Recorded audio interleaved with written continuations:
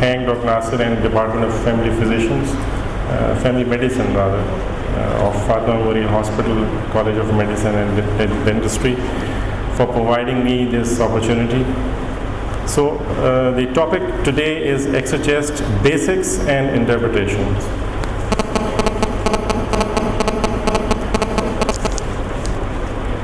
Lights come also.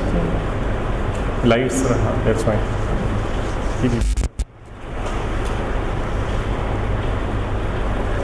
So this is the X-ray apparatus, as you can all see. This is the X-ray tube, and this is the vertical bucky stand. And you put the cassette in this vertical bucky stand, and you adjust the kV and MA, that is the kilovoltage and the milliamperes, with the help of console, and then you on this X-ray tube for a fraction of a second. So close-up view of this vertical bucky stand. You put the cassette in this stand, and then you put it back into the bucky, and the patient is standing here. Close-up view of the X-ray tube. This is the area from where the X-ray emerges and fall on the patient.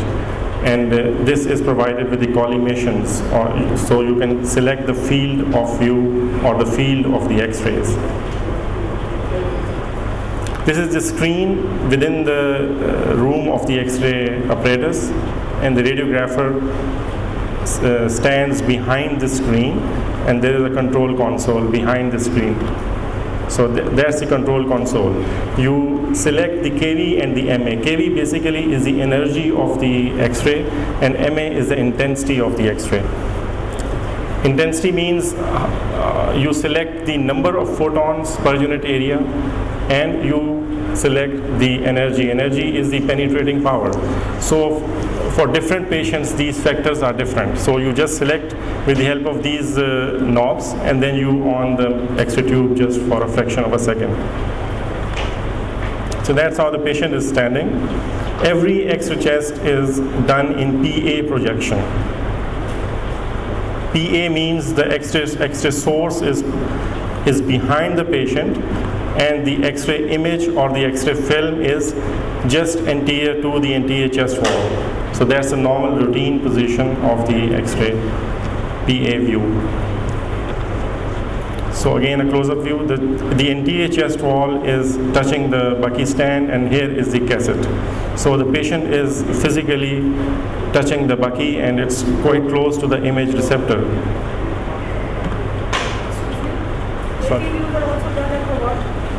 Sorry? Can you just note the questions, and you can ask me at the end of the. Thank you. So before taking the X-ray, you put a light field on the patient, so that will give you the area of interest.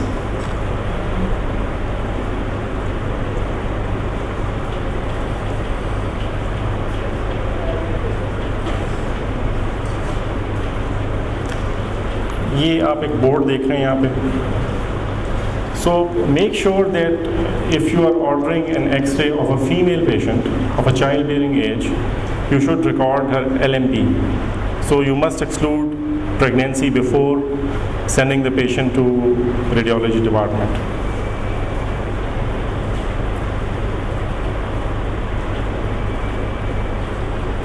These are few basic terms which we use in radiology, or in not only in the X-ray chest, but in any radiological investigations. Radio opaque means anything brighter or whiter on the X-ray is radio opaque. So any body part which has high density or material having high atomic weight, they obscure more, or they absorb the X-rays more as compared to the radiolucent one. And the radiolucent areas or the radiolucent structures, they have low density, they have low atomic weight, and they attenuate X-rays less as compared to the radio opaque. The examples of radio opaque are bone and metal, and the examples of the radiolucent structures are air and sometimes fat also. So these two terms should be very clear to you. So this is a routine X-ray chest. The lungs are radiolucent. Then you are seeing a cardiac shadow, which is soft tissue, and then you are seeing more whiter areas. That's the dorsal spine. So these areas are radio-opaque, and the lungs are radiolucent. These are 5 basic radiographic densities which you can see on any radiograph, whether chest or abdomen or any musculoskeletal X-ray. Number 1 is the air. The normal air-containing organs in the body include lungs, bowel, stomach, small and large gut, etc. Then fat. You can see the fat planes in the subcutaneous tissues, or you can see fat-containing lesions on the X-ray. For example, dermoid cyst in the female pelvis. The third density is the soft tissue. The muscles, the blood vessels, the heart, they all appear white. And the degree is, I will show you later, and they have a specific shade of gray or shade of white on the X-ray, and that is the soft tissue area. On the X-ray, you cannot differentiate between a fluid-containing organ like urinary bladder or a gallbladder from a solid soft tissue organ like a liver. So the fluid-containing organs have the same density as those of solid organs, and both will give soft tissue density. Fourth definite density is the bone, and the fifth definite density is the metal. Metal also has clinical significance because you can see metallic bullets inside the chest or inside the body, or you can see ingested metallic foreign bodies in the pediatric patients. So chest has a very good inherent contrast because it contains bones, it contains soft tissues, it contains air, and you can see the fat in the subcutaneous planes. So it has almost all the basic radiographic density. So this area of the body has a very good inherent contrast. So that's why this X-ray chest is very important clinically. So again, I'm showing the X-ray, the radiolucent or black area. This is a definite density, which is air. Again, a definite density, heart, and the aortic knuckle here. Soft tissues in the axilla, skin, subcutaneous tissues. This is the breast shadow, again soft tissue density. Then you can see this, again another density, which is bone, the clavicles on both sides. And this L is the lead marker. So this is the metal. So metallic density is definitely different from the bony density.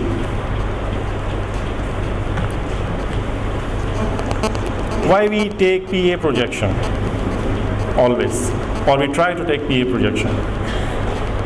The reason is that the heart is an anterior structure in the chest. So when you put the patient in PA projection, as I showed you earlier in the slide, the heart is closer to the film. So the cardiac image on the X-ray will be true representative of the actual heart and the body. So if you take the X-ray in AP projection, the cardiac image will be magnified because now the heart is lying at a distance from the image receptor or the film. So this will cause magnification and blurring of the cardiac image.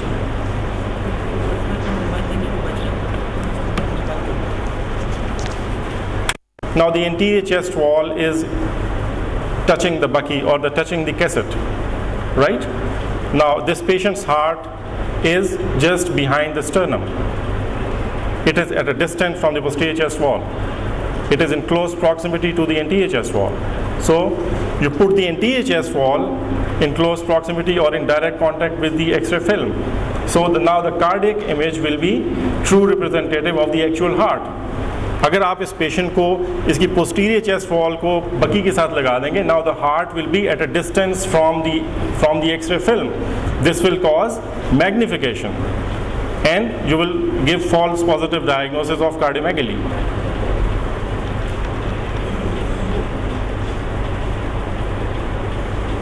But not in every patient we can get an PA projection. We have to do AP projection in supine, portable X-ray, ICU patients, or patients who cannot stand. So you have to do AP projections also. But in the AP projection, one should be very careful, or one must avoid rather diagnosing cardiomegaly, because now the cardiac image is magnified. The second important prerequisite is the proper inspiration. Before you on the X-ray tube for a fraction of a second, as I told you, you ask the patient to take a deep breath in and then hold. And now in deep inspiration, you on the X-ray tube for a fraction of a second and then say सांस ले लीजिए.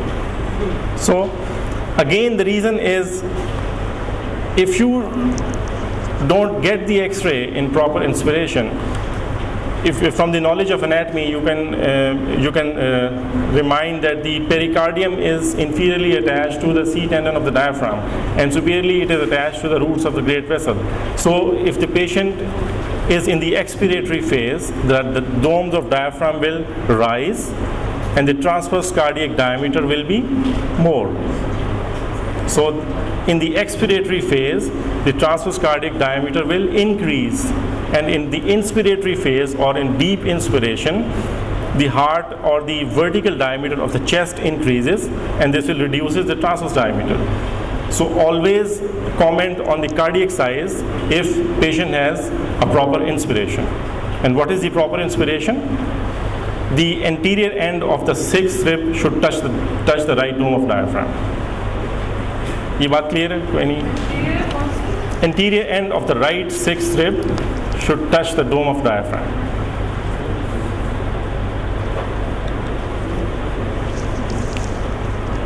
अगर आप यहाँ से count कीजिए, this is first anterior rib, second, third, fourth, fifth, and sixth. So the diaphragm is almost at the level of anterior sixth rib. So there's the cardiac shadow. The pericardium is attached below to the C tendon of the diaphragm, and superiorly it is attached to the roots of the great vessels. So when the vertical diameter of the chest increases, the transverse cardiac diameter reduces, or it comes to the normal size. If the diaphragm is at the fourth or third rib level, the dome will raise and the transverse cardiac diameter will increase. So it will give you a false diagnosis of cardiomegaly. So before declaring a cardiomegaly, one must exclude that this is not an expiratory film. And there is also an element one should exclude the element of rotation. Rotation means patient is not lying in contact with the bucky, and the one half right or left half of its anterior chest wall is away from the bucky. So to exclude the element of rotation, just compare the distance of these are the spinous processes of the vertebral body, which is the posterior most structure, and these are the medial ends of clavicle, the anterior most structure. So the spinous process should be, the distance between the medial end of clavicle and the spinous process should be equal on both sides. If there is element of rotation, you will get a false mediastinal widening, because mediastinum again is a slit-like structure within the chest. If the patient is rotated, it will give you a false appearance of widening.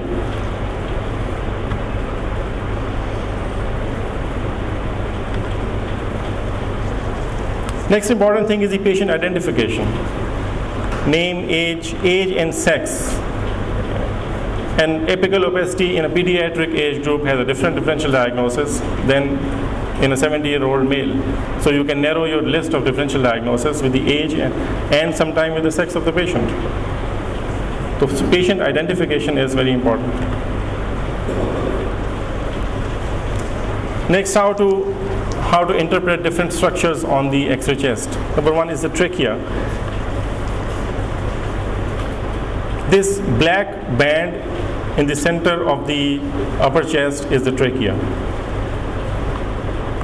It should be right in the center, or it should be overlapping the spinous processes.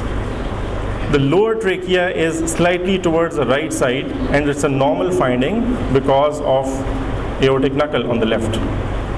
So the lower trachea is slightly shifted towards the right side in normal person, but the upper trachea should be in the center.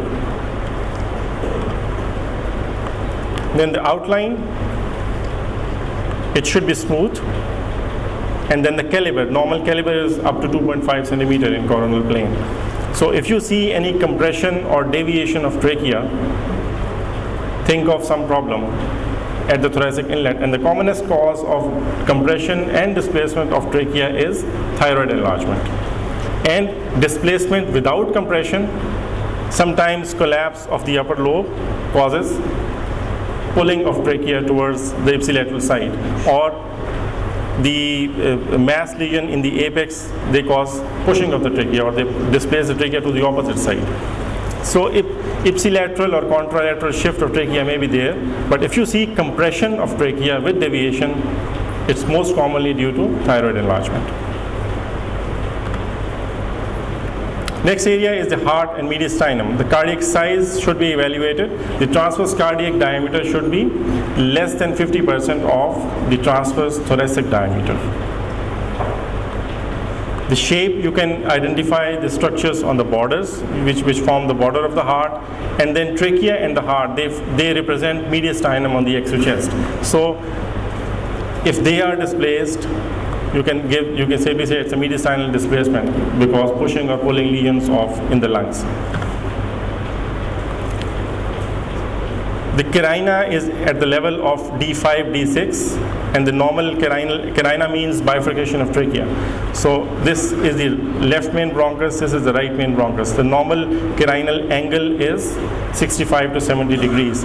If the carina is widened, or the angle between left and right main bronchus is more than 70 degrees, then again think of pathologies. You can have subcarinal lymphadenopathy, which is causing widening of the carina, or the posterior most chamber of the heart is the left atrium.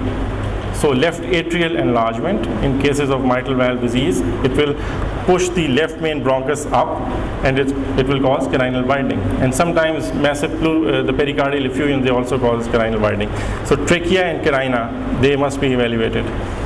Then the transverse cardiac diameter, as I told you earlier, there's a right heart border, there's a left heart border. So the maximum distance should be measured, that's the transverse cardiac diameter, and measure the transverse thoracic diameter from the inner margin of the ribs on the right side to the inner margin of the rib on the left side.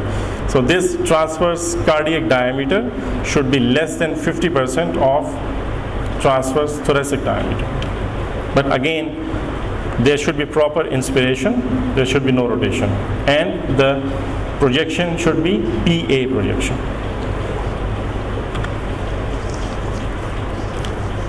Diaphragm outline should be smooth. You can have variance in the outline, diaphragmatic humps, which are normal localized eventations. The shape should be dome shape, and relative position.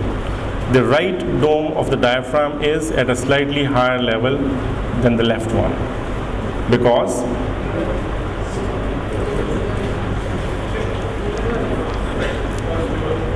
the left dome is depressed because of the heart.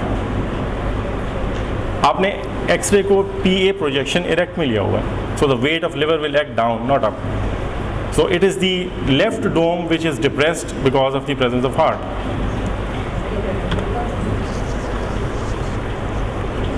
So that's the right dome. The left dome is slightly at a lower level because of the weight of the heart, and there should be smooth outline, dome shaped. Pleural spaces, the cardiophrenic and the costophrenic angles, they should be very sharp. These are the cardiophrenic. Cardio means related to heart, phrenic means the diaphragm. So these are the cardiophrenic angles on both sides, and lower down, not included in this slide, is the costophrenic. They should be very sharp. So there should not be obliteration or blunting of the costophrenic angles. If you have obliteration or blunting of the angle, this means there is pleural reaction. Pleural reaction means either there is fluid in the pleural space or there is thickening of the pleura. Again, fissures also represent the reflections of the pleura. You sometimes you do see transverse or minor fissure on the right side. Normal level is anterior fourth rib. Now compare the lung fields on both sides. Lung fields, first you divide the lung fields in three zones. Three zones, they are different from the lobes. And from the anterior end of the second rib, draw a horizontal line. Above that is the upper zone. From the anterior end of the fourth rib, draw another horizontal line. So between fourth rib and the second rib is the middle zone. And below this line, which was drawn at the anterior fourth rib, is the lower zone. So compare the upper zone with the upper zone, middle zone with the middle zone, and the lower zone with the lower zone. और compare क्या करना है आपने? Comparison of translucency or the degree of whiteness and the vascular marking. The translucency will increase on one side if there is, for example, pneumothorax, and the vascular marking will reduce on that side, or they should be absent. There should be no vascular marking. These lines should be drawn from the upper border of the rib or the lower border? Lower border of the anterior end. अगर आप यहाँ पे देखिए, this is the anterior first rib and this is the lower margin. Anterior second rib and the lower margin. तो यहाँ से आपने एक लाइन हॉरिजॉन्टल ड्रॉ करके इसके ऊपर अपर जोन होगा. Clear? Sorry? The interior end which we have to take a point of reference, should we include the cartilaginous part? You cannot see the cartilaginous part on the X-ray. Cartilage is radiolucent. Sometimes it is slightly visible. You take the anterior bony end, right? So the vascular markings will increase if there is collapse. The vascular marking will decrease if there is some embolism. So vascular markings do give you some information. But the main thing is translucency. In cases of pneumonias, consolidations, the translucency will decrease and there will be shadowing.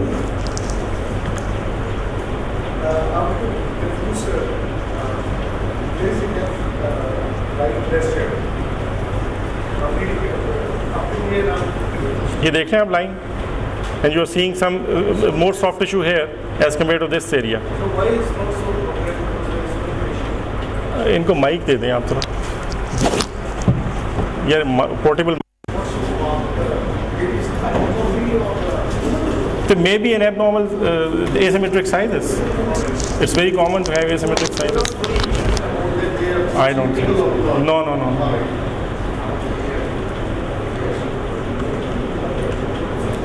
On the X-ray, there are some hidden areas in the lung fields. Normally, 35 to 40% of the lung parenchyma is visible on the X-ray. Rest is obscured in the apices by overlapping bones. The posterior sulcus. Posterior sulcus means that this margin of the diaphragm is the anterior attachment. Diaphragm is not a small linear structure, it's a big structure. The anterior attachment is higher than the posterior attachment. So actually the lung parenchyma dips very deep in the posterior sulcus and you do not see the posterior attachment on the X-ray. So this dome which you see on the X-ray is just the anterior attachment. So actually the lung parenchyma also lie below the diaphragm on the X-ray. So you can have a pulmonary lesion below the diaphragm. So this area of the lung parenchyma here, can you see this vessel going below the diaphragm here? So actually lung dips posterior to this anterior attachment. So this parenchyma is hidden. Again, you can see this hilar shadow. It's overlying the lung parenchyma on both sides. Then this mediastinal margins, they also obscure. You can see the clavicle, the first rib in the apices, they are obscuring the apical lung parenchyma. So actually about 40% lung parenchyma is visible on the X-ray. So you should carefully see these areas, the posterior sulcus, apices, the hyla and the bones overlapping the lung parenchyma. Hyla, again a very important structure in the X-ray. The density, position and shape. Hyla are made up of, anatomically hyla are made up of bronchus, vessel and lymph node. But on the X-ray, the hylar shadow is due to vessels only. Right? You don't see you don't see the bronchus because it's a radiolucent, and the lung is also radiolucent, so there is no contrast that will show up the bronchus. So this shadow is descending pulmonary artery, and this shadow is due to superior pulmonary vein. So basically vessels, they are forming the hyla on the X-ray. Descending pulmonary artery and the superior pulmonary vein. So the lateral margin is slightly concave on the right side. The commonest cause of enlargement of hyla on the X-ray is lymphadenopathy. So hyla are made up of vessels on the X-ray, normal hyla, but the commonest cause of enlargement is lymph node enlargement. So if the lymph nodes also contribute to this shadow, the density will increase. So the density should be compared on both sides. If you have a dense hilum on right as compared to the left, always think of some lymph node enlargement. Then position is very important. If there is upper lobe collapse due to endobronchial lesion or some fibrocavitary disease in the apex, this hilum will displace upwards. So normally the right hilum is at a slightly lower level than the left one. It's a normal finding. Then below the diaphragm, gas shadows due to gas in the fundus, gas in the splenic flexure, normal gas shadows, but abnormal gas shadow, for example, pneumoperitoneum, you will have a linear gas just below the right dome of diaphragm. And then calcification, sometimes lesions you can see on the X-ray chest, calcified hydateds, calcified abscesses, hematomas, etc. So this is the fundal gas.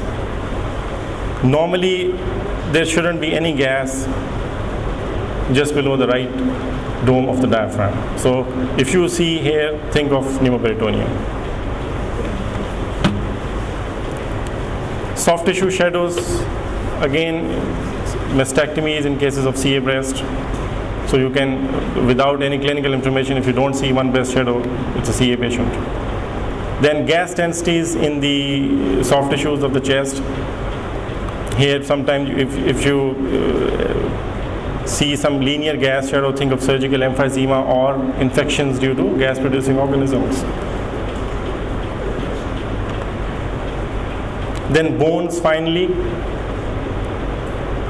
focal lesions like metastasis, focal benign lesions, enchondromas, osteomyelitis, multiple myeloma, all give focal lytic areas in the bones. Then fractures, if you are practicing surgical floor. Then generalized abnormality, for example in metabolic disorders, bone dysplasias. So they will produce a generalized abnormality in the skeleton. So here you are seeing two types of shadows in the ribs. One is obliquely down and the other one are horizontal.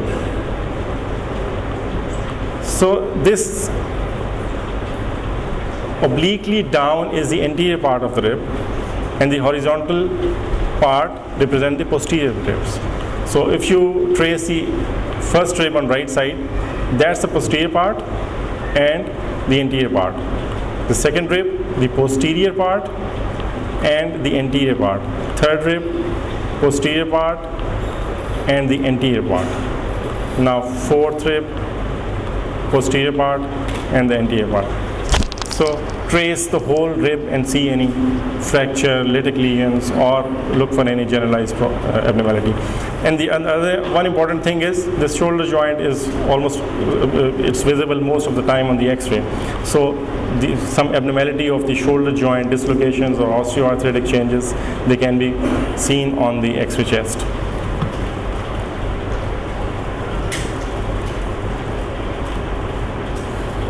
Now if you have any question just regarding interpretation of the X-ray.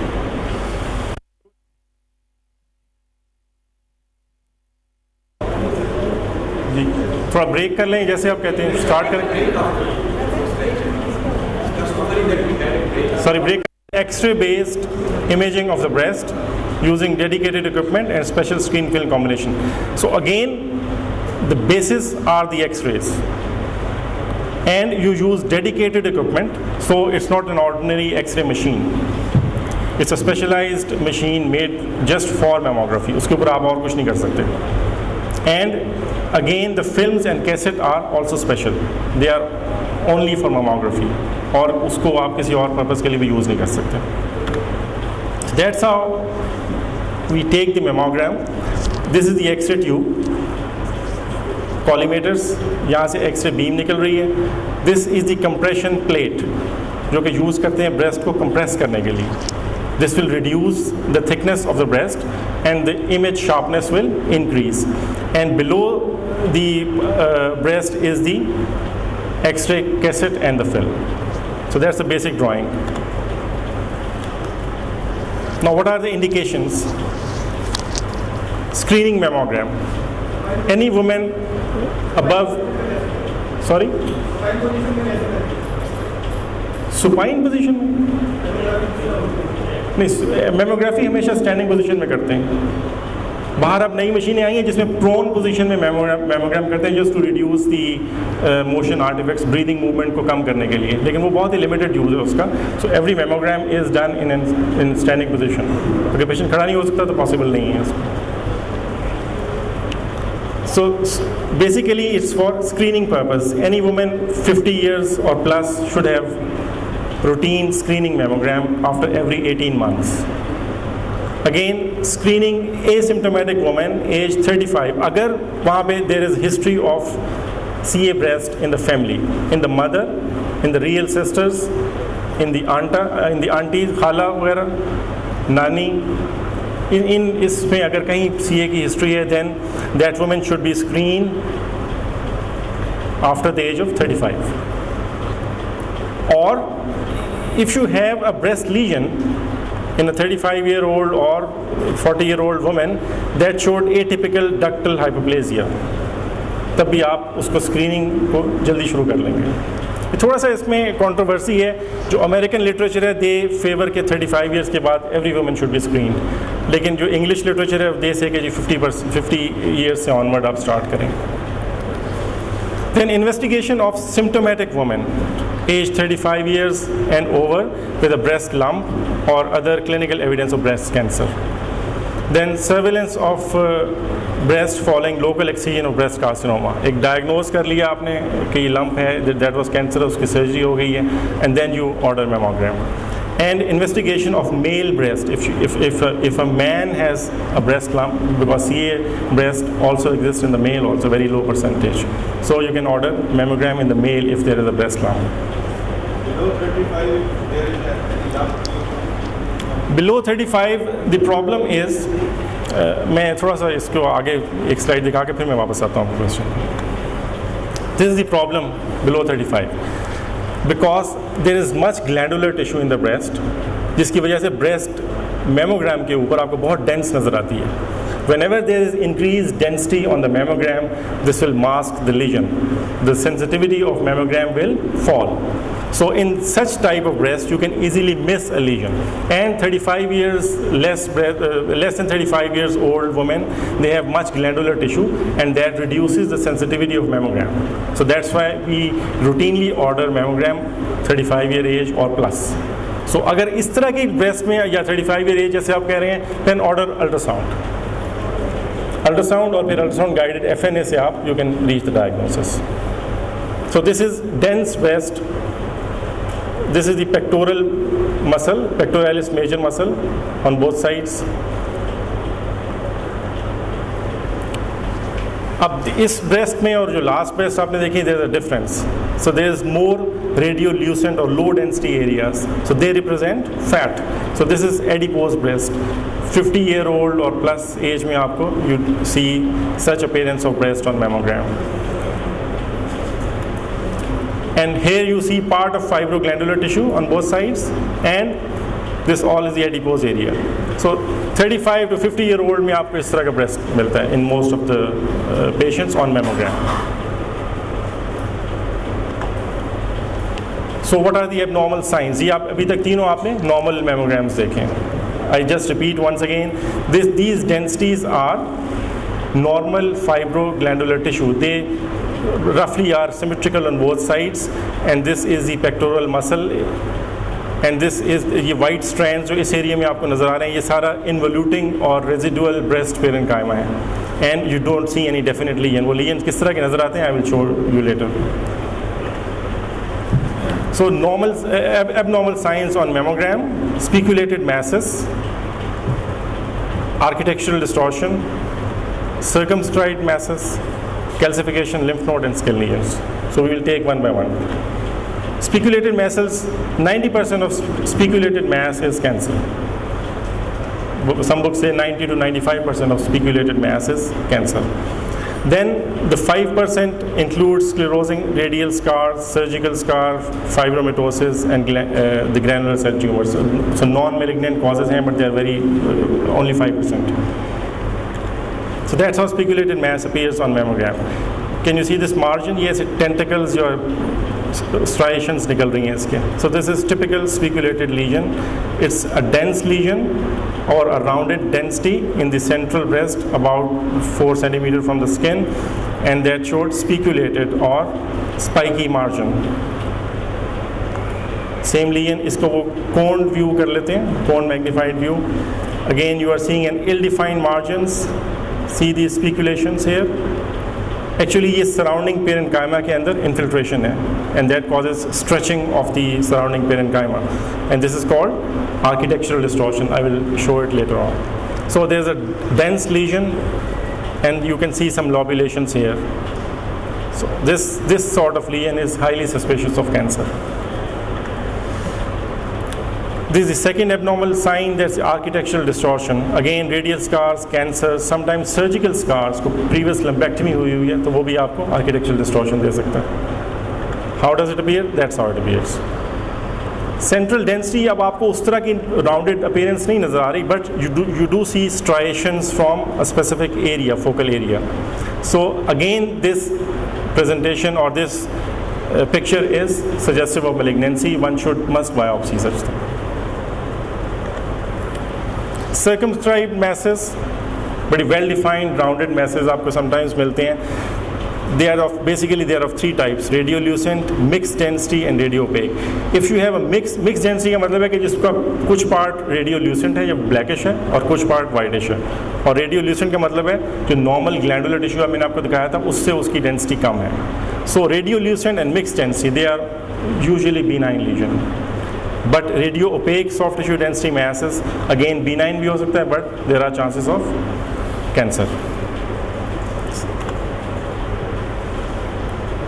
Radiolucent lesion, जैसे मैंने बताया कि they are usually benign lesion. Lipomas, oil cysts, they are usually post-traumatic, post-surgical trauma या post-vessel, कोई any trauma to the breast, they develop oil cyst and galactoceles.